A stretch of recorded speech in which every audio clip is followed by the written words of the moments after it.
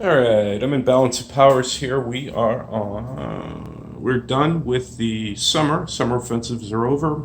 Getting ready to start the first fall turn, September 1916. So what happened? Well, let's look over here. The Russians on the Eastern Front, they're in bad shape.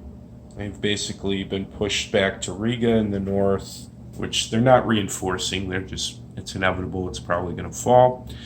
And then down here, they've been pushed completely out of Austro-Hungarian territory, Galicia, and they are just trying to defend this. Um, so that's going well for the Central Powers. Over here on the West Front, um, the Germans have fallen back, but it's kind of stabilized. The Entente has total air superiority. They're launching very careful attacks, and that's helpful, but it hasn't really gained them much territory. Um, they're just kind of, fighting the war of attrition, so to speak. Um, Over here in Italy, the Italians have had a lot of success, again, being very cautious.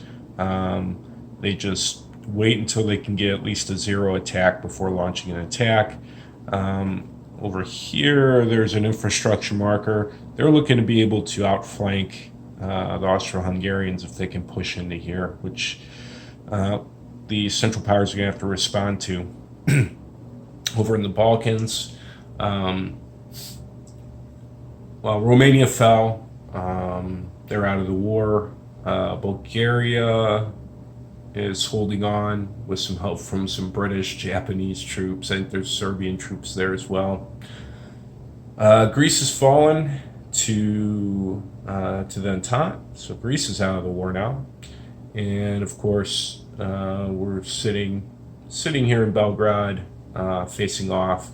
And that's going to be the first decision the Central Powers have. They have a big stack of German units here. Do they want to send them down here and try and possibly push the Entente out of Serbia again, where it's been back and forth? Not much on Africa. Abyssinia is in the war, I think I mentioned. The Italians and British retook a bargaining chip in the British Sudan. They may or may not try and hit Abyssinia. They don't have a lot of points to play with down here. Germans retook Southwest Africa. They lost and retook it. Okay, political crisis-wise, Russia's up to 12, 16, and they go into political crisis. Everybody else is pretty good. Not real high. I mean, early on, a lot of points were in there, and it got worrisome. But since it's really not went up all that much. What else to say? Bargaining chips. Well, this one would talk about the victory conditions. At the end of the game, the Entente has to have 13 or more victory points. Right now, they're right at their level. However, there's probably two in Russia that are almost surely going to fall. And there's also a +2 if Russia collapses. So they got some work to do, the Entente, if they want to win. However, right now it feels pretty good for them, despite Russia's troubles. They feel pretty good. In fact, their decision's going to be over here, whether to declare war on the Netherlands.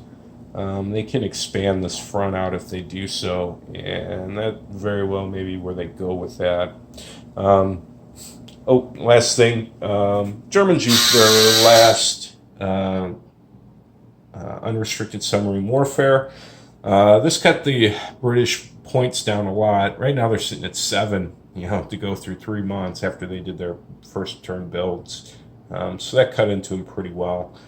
But, that's it for their modifiers for unrestricted submarine warfare. And the U.S. is going to enter the war now, and I have to kind of set that up and get that going. So, all right, we're going to have some fall offensives. Not a lot of money for Britain and Russia. A lot of money for Germany. So we'll see if Germany can again shut down a front here. Maybe it's going to be down here. Is what they're looking to do.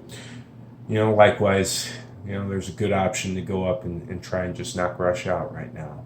So, all right.